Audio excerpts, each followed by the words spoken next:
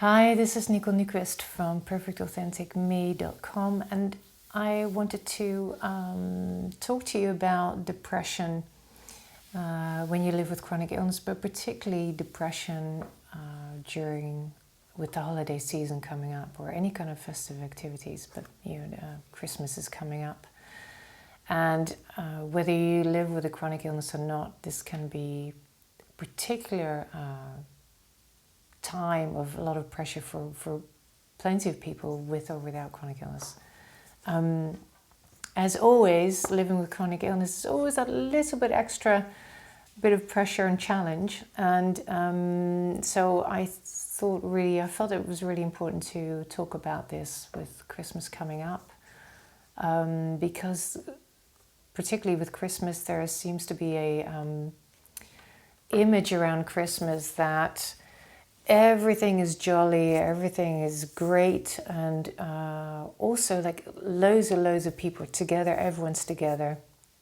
And so this sense of loneliness, sense of isolation can be huge, like particularly around this time. And a huge part of that is because we've kind of created that, and definitely in Western society where we celebrate Christmas, that it's supposed to be like that. Christmas is supposed to be like that. And I have a cat here on my lap and wants to come. Hello. You can't see him, but there's a cat here with me. So we kind of created that in our society. And this, I feel, doesn't help anyone, whether you live with or without chronic illness. With chronic illness particularly, and that's obviously why I'm speaking to you, because it's also my own experience that it can be the sense of being alone or lonely can be particularly hard because you're not able to do the things you want to do or be together with the people. Maybe you can't deal with maybe you're invited to some parties or family and it's just too much, there are too many people, or you just, even if it's just a few people, you can't deal with the just being present because you feel fatigued or those kind of things. And so you're being confronted with how you would like it to be, and particularly how you'd like Christmas to be, because obviously Christmas has to be special, right? Whatever that means, and how it is, which is maybe you're not invited, maybe you're invited, maybe you don't even want to be with those people. Maybe you're invited, but you can't because you feel very tired, or maybe you're invited and you do go, but your body's saying, "I can't, I really need to stay at home." A lot of confrontation there, a lot of kind of difference between how you want it to be and the perception and what is.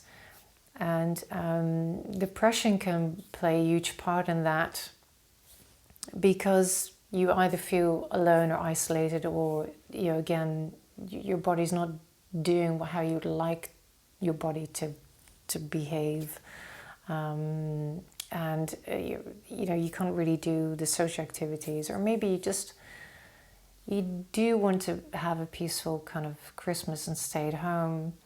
And maybe it is okay. You kind of feel like, it's okay. I'm just going to stay at home on Christmas Eve or Christmas Day. I'm not really that bothered. And yet, maybe during that time, you do kind of sense maybe moments of, I sense loneliness, or I sense, well, maybe it would have been nice to call a friend, or all those things, and maybe arrange something, but it was difficult to do because you didn't really know how you would feel beforehand. And so Christmas and with chronic illness, these things can be very, very emotional times. A lot of stress and a lot of emotions can come up, including depression, anger, frustration, sadness, resentment, all those things, loneliness. What I want to share with you is kind of two very, very simple steps how you can effectively deal with depression or any kind of uncomfortable emotion or thoughts even that come up for you, like, you know, you start getting critical towards yourself, maybe critical towards a friend or family because they should have known better, because they should know about your situation. Maybe they said something, maybe they didn't say something, maybe they did something or didn't do something and you felt it should have been the other way around. Any kind of negative thinking or emotions that can come up. There are 2 simple steps how to effectively deal with this, and this is something I've been practicing for many years now. I'm still practicing it because, yes, I'm not perfect at this either. You know, some days it goes okay, some days it doesn't go so well. And that's okay, you know, we're here to have a human experience. It's just part of our human experience. So 2 simple steps, and I've learned many things over the many years now, definitely 20 years plus in coaching and therapies, things I've been learning and getting certificates for. And this I find truly the most healing because it's the most truthful about what's happening. And it's the one thing that is the only thing that really brings you this true peaceful feeling inside and connection with yourself. And something that stops you from getting dragged into or dragged further into this negative train of thought or emotions. And I've heard it from many teachers as well, even like Chinese masters, Buddhism, all kinds of kind of awareness teaching, consciousness teachings. And 2 simple steps. When you notice you're sensing, oh, I feel down, or I feel depressed, or I feel lonely, or I feel really angry at my body, at myself, or at this or that, this person or this situation, whatever it is. I feel ashamed, I feel guilty, I feel resentful. Some kind of negative, niggling kind of sensation that you become aware of. What's really important is, and do this for yourself, right? I mean, preferably if you can just do it by yourself. The very first thing is you have to be honest with yourself how you truly feel. Don't cover it up. Don't push it away. Don't push it away as in I'm not allowed to feel this. Don't push it away as in oh, I'm just going to get myself busy. I'm going to eat chocolate. Or I'm going to watch something funny on YouTube, or I'm just going to go, oh, let's do shopping, or I've got a whole list of things to do. You know, your mind will distract you from being honest with yourself. But really, that's the most important thing. You have to be truly honest with yourself. By the way, anything you do feel and think, it's okay. Like there's nothing wrong with it. If I can use right or wrong, there's nothing wrong with it. It's just our part of being human. So it's not what we feel, but it's how we deal with what we feel. And I know for myself, and I know for many other women who live with chronic illness, we have a particular issue with anger. Like, we're not supposed to feel anger, let alone express anger, meaning also how we truly feel, you know, to really express how we truly feel towards the other person. Because there's so much fear behind that. There's fear of self-rejection, fear of we won't be loved, and on the deepest level, fear that we won't survive. We've been taught, we learned how to do that. And that's just been a survival mechanism, and that's okay. It helped us back then. Just now, it's making us ill, and not only physically, but also it keeps us in a state of mental ill-being. Right? It doesn't help us being in a state of well-being. It doesn't help us being in a state of care for self-care. And this is obviously what we want to practice and embrace for ourselves. So whatever you're feeling, it's okay. It's whatever you're feeling, whatever comes out, it's okay. And when you are honest with yourself, Do not censor anything. Don't censor anything. No one's going to read this. No one's going to hear this. Do this for yourself. You can either write it down, you could sing it out loud in a bathroom, you can create a painting, whatever feels right for you. You can just do it in your mind.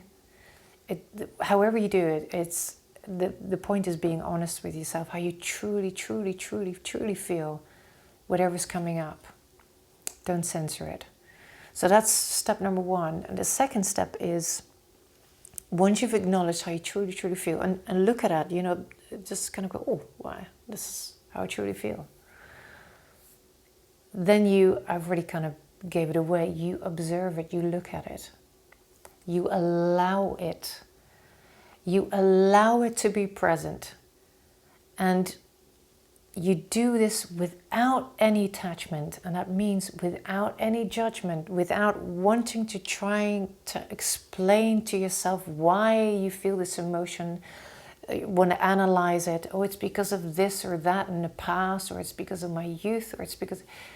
Let it all go. If there are images come to your mind, let that go. Any stories attached to it, oh, it's because this colleague said this to me last week, or again 20 years ago, something. Let it go. That's your mind wanting to distract you from being present with how you feel. Usually you will feel a sensation in your body, when you take the time to just observe how you feel. And all you have to do is focus on how you feel. And every time your mind will want to distract you, and it will, note the moment you notice it, just turn back to this purely the sensation, how you feel, purely the emotion, without attaching a story to it, a meaning to it, an explanation to it, without wanting to understand it, without judging it. If judgment comes up, if resistance comes up, if fear comes up, that's okay. You can say, I allow this too. You just allow, and you stay present as much as you can. You will be distracted, that's okay. The moment you realize you're present again, you come back. And these two steps, this is a practice that allows you to move through a kind of barrier that keeps you stuck. You kind of move through a cycle, otherwise, a pattern that keeps you stuck. And the interesting thing is you're not working on it, you're not fixing it. You're just allowing it by being present. When you do that, you will realize, and this is also part of the practice, this is a spiritual practice, you realize that you have emotions, you have thoughts, but it's not who you truly are. It's not who you are. It's just something that you and we've picked up somewhere along the way, that this is how it is, or this is how I must be feeling or not be feeling. But when it feels like this, it's not in harmony with your true self. It's not in harmony with your essence. Our essence is beyond the thoughts and emotions, beyond the body even. So it's by practicing this, you're detaching from who you think you are, right? The emotions and how you think you should be feeling. All these perceptions that actually are the cause of us feeling so miserable. Now, when you do this, you move through this. Sometimes you can feel instant release. Sometimes it takes a little while. You feel some release. You feel some calmness, and that's because you are connected with your essence again. Sometimes that doesn't happen. Sometimes you may still feel lonely. The difference is that you have detached yourself, so you're now more aware. It doesn't always take away the loneliness instantly. It doesn't always take away the pain or emotional pain that you may be feeling. But you can allow yourself, and this is also practice, when you do notice, well, I still feel hurt, I still feel sadness, I still feel down, I still feel angry. You've detached yourself, and you can allow yourself, well, okay, so I feel this way. And just doing that for a couple of minutes, for 5 minutes, instead of instantly responding to this reaction, this automatic reaction of wanting to distract yourself. when you allow yourself a couple of minutes of just, okay, so this evening or right now, I notice this feeling of depression, I notice this feeling of loneliness, of frustration, of hurt. You kind of break through this automatic pattern of wanting to fix it or suppress it by distracting yourself with whatever it is that you can distract yourself with. And then you also notice that, hey, I've been here a couple of minutes observing this loneliness, observing this depression, and I'm still here. It's okay. And it's so you know that you're so much more than that. And I feel it's also very healthy to embrace life with all the emotions, all the things that there are, because every day or every moment isn't joyful and jolly. That's just not part of life. So you're also kind of teaching yourself that it's okay. Yeah, I don't particularly like the way I feel, but it's okay. And you embrace yourself and all that is in the moment. And I can promise you this, I've been practicing this, like I said, for quite some years now.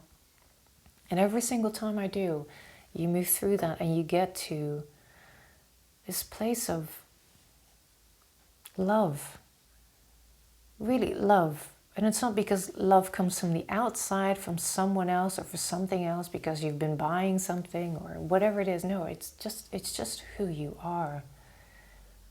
And it's such a peaceful feeling. And it's so lovely, that you can feel that love for yourself and your body. The chronic illness hasn't left. Maybe the depression hasn't left. But there's a kindness for yourself. And this is just the most wonderful and peaceful place you can be and what you can give yourself. And I do absolutely believe 100% that this is a daily practice. This is what our life is meant to be like, that we practice this way, to embrace all that is, to embrace ourselves for who we are, with what is in the moment. And that is just the most healing thing you can do. That is true self-care. And I hope I've inspired you to pick this practice up. Test it for yourself. Don't just take it from me. Test it for yourself. See how it works for you. And some days you may not want to do it. Just be aware of that and go, okay, I don't feel quite ready. But then maybe the next day. Don't postpone it for too long, because then you're just running away from it. But sometimes there are moments you feel, I'm not quite ready, but maybe tomorrow I think maybe it will happen for me. That's okay. Just be aware of that. Sometimes you will distract yourself. Again, that's okay. We're just human. I do that too. The point is that we get back to our essence. We get back to that place of self-care. Because no one else would do it for us. No one else would do it for you. No one else would do it for me. We're the ones who have to do that. We're the only ones who can do that.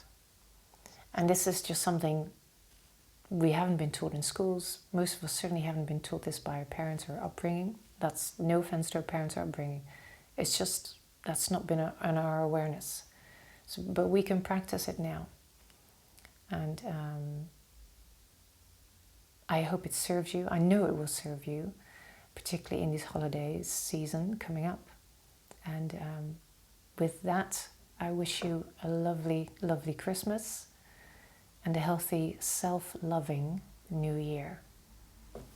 Thanks for watching and see you next time. Bye for now.